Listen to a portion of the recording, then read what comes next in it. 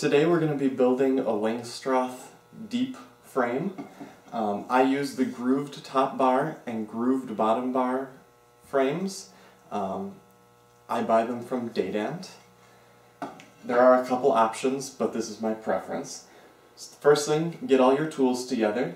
There's 4 pieces to the frame: the top bar, the bottom bar, and 2 end bars. These are the parts that are different depending on the size of the frame you're building. You'll also need 1 sheet of foundation. I use the crimped wired foundation from Dadant. You need a square,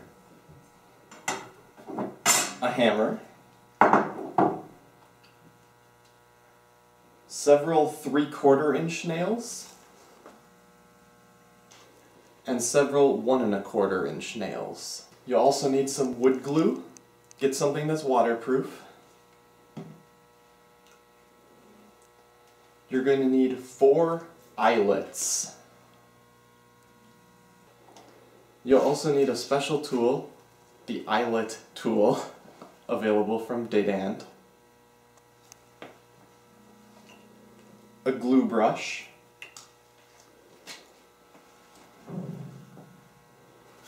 this special tool for putting the wiring in the frames. We'll make another video to show you how to make this. And finally, a transformer. There's a lot of different options on this, but really you just need something that plugs into the wall, runs on 110 power, and when you touch the 2 ends together, it'll get hot enough to melt wax. The first thing you want to do is apply some wood glue to this section, the grooved part on the ends of your top bar. Put plenty of glue on each side. This is the most important part. It's a lot more important than the nails, so don't skimp on the glue. Better to have some ooze out than not have enough. I think it's easiest to set it down on the table like that, and then just press your end bars onto each side. Make sure they're in nice and tight. Apply a little more glue to the cutout on your end bars. Again, don't skimp. Better to have too much than not enough. And then put your end bars, groove to the inside area of the frame. Just push it in. You're going to take a 1 inch or an 1 1/4 inch nail, put it right in the center, and nail that in on both sides.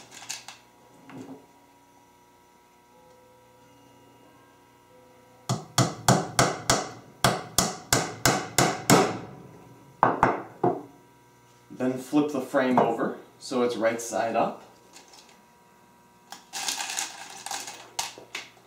Take another 1 inch or 1 1/4 inch nail and nail on the top bar.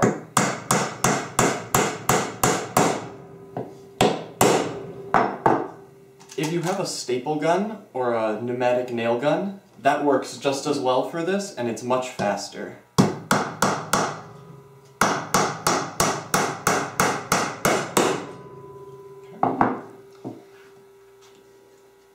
These aren't the most important nails yet, though. The most important nails are the ones that are going to go right here on each side to keep this top bar from pulling off of the bottom bar if this is ever put into the extractor. Here's where we use our 3/4 inch nails. You're going to put one right here. Make sure you're nailing into the solid part of the top bar and you're not missing off to the side here or going into the groove here. We're going to put another one in, so you'll have 2 on each side.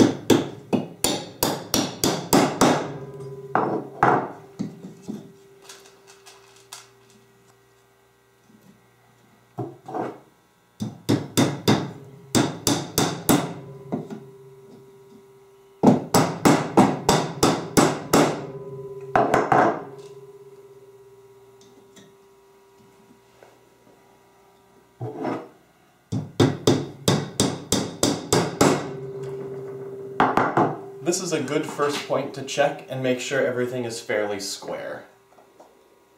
And it is. Now we're going to put in the eyelets, which is the first step of wiring the frame. Here you'll need your eyelet inserting tool and 4 little eyelets. These will go in the holes on the end bars, so when we put wire through, that wire won't cut into this soft wood.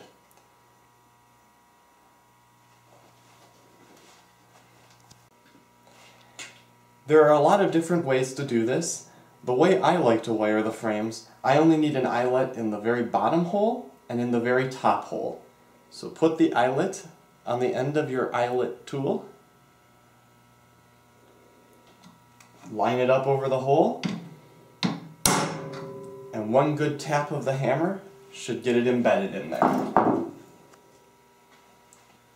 So I'm going to do that on the top and bottom hole on each side.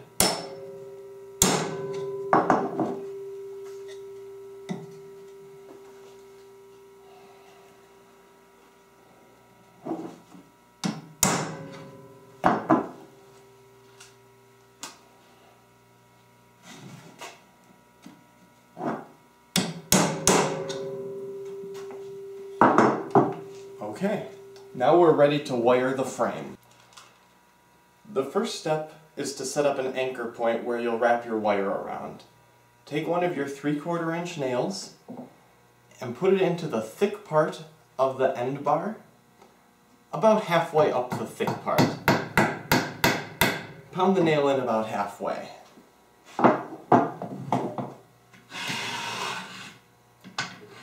You can wire by hand, but I think this tool makes it a lot easier to get nice tight wire.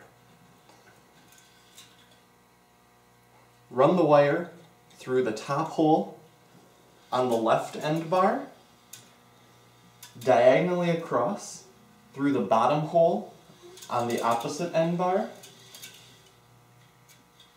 Pull out about 2 feet.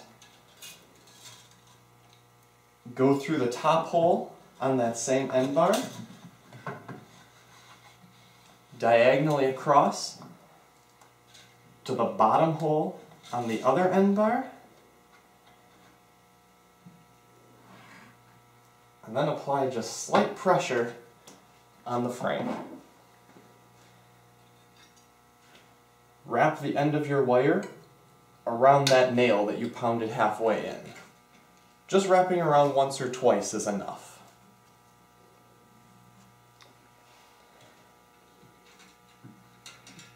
Cut off your wire from the spool and wrap the other end around that nail.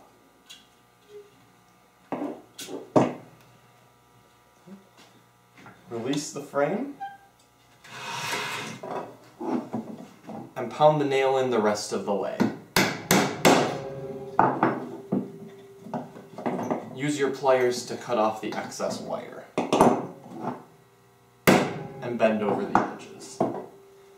You did it right if you can hear a ping when you pluck each wire. That's exactly what we want. Now we're going to add the foundation. Oh, this would also be a good time to check the squareness again, because wiring puts a lot of stress on the frame. We're still square. Take your foundation. There's usually a piece of paper that keeps them separated. Peel that off. And insert your foundation into the groove of the top bar. Then, gently, you have to bend the foundation to do this, gently work the other end into the groove on the bottom bar. Now that your foundation is in, we need to melt the wires into the foundation so the wires provide support. Just take a little piece of wood to help support the foundation while you work. Lay the frame over it. Plug in your transformer.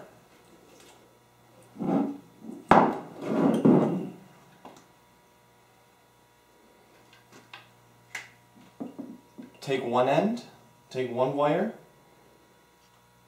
touch it to one corner, the other wire, and touch it to the other. Then do the same thing on the other section of wire. Just apply gentle pressure so the wire gets embedded into the wax as it heats up.